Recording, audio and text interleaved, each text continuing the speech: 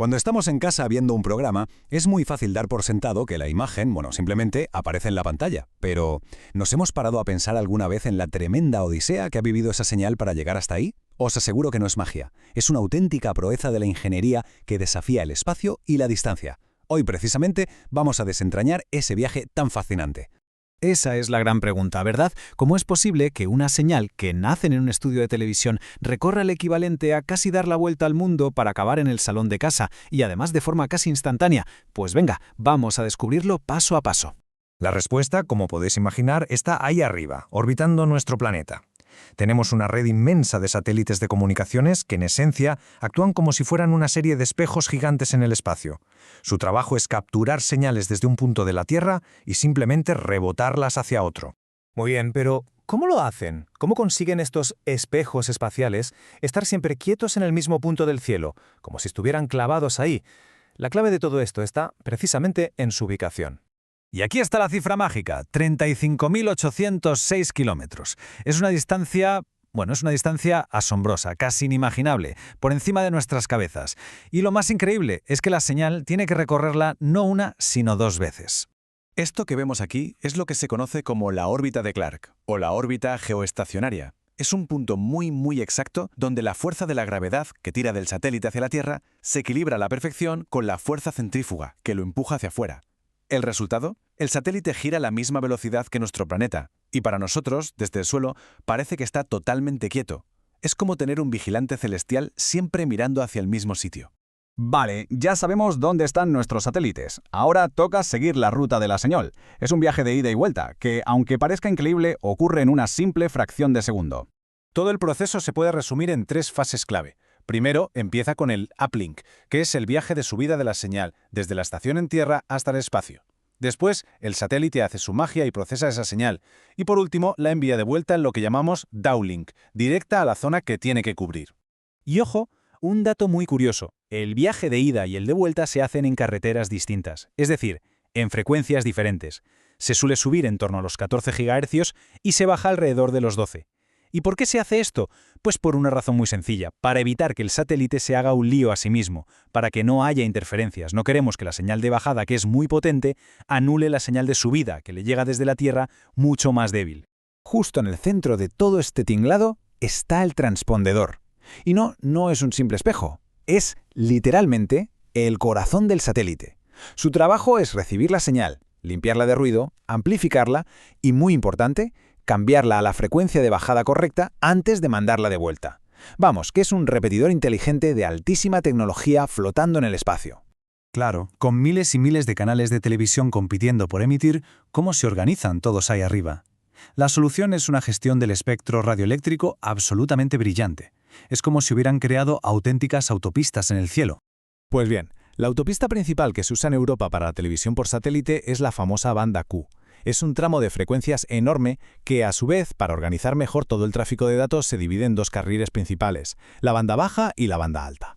Ahora imaginemos que cada canal de televisión es un coche que necesita su propio carril en esa autopista. Pues bien, ese carril, en términos de frecuencia, mide unos 36 MHz de ancho. Parece mucho espacio, ¿verdad?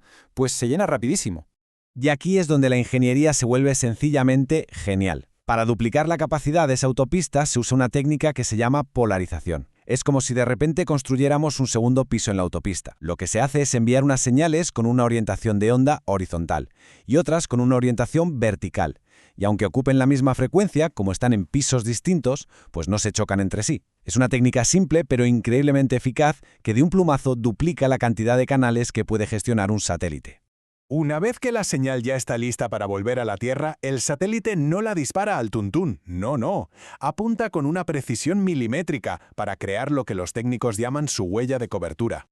Aquí, la palabra clave es potencia. Y esa potencia se mide con un parámetro llamado Pire. Podemos pensar en la Pire como la fuerza con la que la señal del satélite llega al suelo. Es muy fácil. A mayor Pire, la señal que recibimos es más fuerte y por lo tanto más clara. Esto que vemos es la forma perfecta de visualizar esa potencia. Es un mapa de la huella de cobertura del satélite Hispasat. Esas líneas de colores definen zonas con la misma potencia de señal. El centro, la zona marcada con 56 decibelios vatio, es donde la señal pega con más intensidad. Y a medida que nos vamos alejando del centro, esa potencia va disminuyendo. Y aquí está la clave práctica de todo esto. ¿Por qué nos importa? Porque esa potencia de la huella en una zona concreta es lo que va a determinar el tamaño de la antena parabólica que hace falta. Si una casa está en el centro de la huella, donde la señal es muy potente, con una antena pequeña es más que suficiente. Pero en los bordes, donde la señal llega más débil, hace falta una antena más grande para poder captar bien toda esa energía. A ver, la señal ya ha viajado a más de 70.000 kilómetros, una barbaridad. Ya ha llegado a la antena, pero el viaje todavía no ha terminado. Falta un último paso, un paso crucial antes de que pueda convertirse en la imagen y el sonido que vemos en la tele. Esta frase lo resume perfectamente. Se puede tener la señal más potente del mundo llegando a la parabólica, pero si no se procesa como es debido, es completamente inútil. En este mundo, la calidad es tan importante, o incluso más, que la fuerza bruta. Y aquí nos encontramos con el último problema técnico. La señal que baja del satélite viene en una frecuencia altísima, en el rango de los gigahercios. Si intentáramos meter esa señal directamente por el cable coaxial que va desde la antena hasta el receptor, se perdería casi toda en apenas unos metros. Ese cable no está diseñado para transportar frecuencias tan altas. Sería inviable. La solución, entonces, es una especie de traducción. La señal del satélite se convierte a lo que se llama una frecuencia intermedia, o FI. Es un rango mucho más bajo, entre 952 y 2150 MHz, que sí que puede viajar sin problemas por el cable coaxial de casa, llevándose toda la información original intacta. Y el héroe anónimo que se encarga de esta conversión final es el LNB. Es esa piecita que vemos en el extremo del brazo de la antena parabólica. Su trabajo es triple: captar la señal, amplificarla y, lo más importante, traducirla a esa frecuencia intermedia para que pueda hacer el tramo final del viaje. El LNB es tan interesante que, bueno, eso merece su propia explicación en otro momento.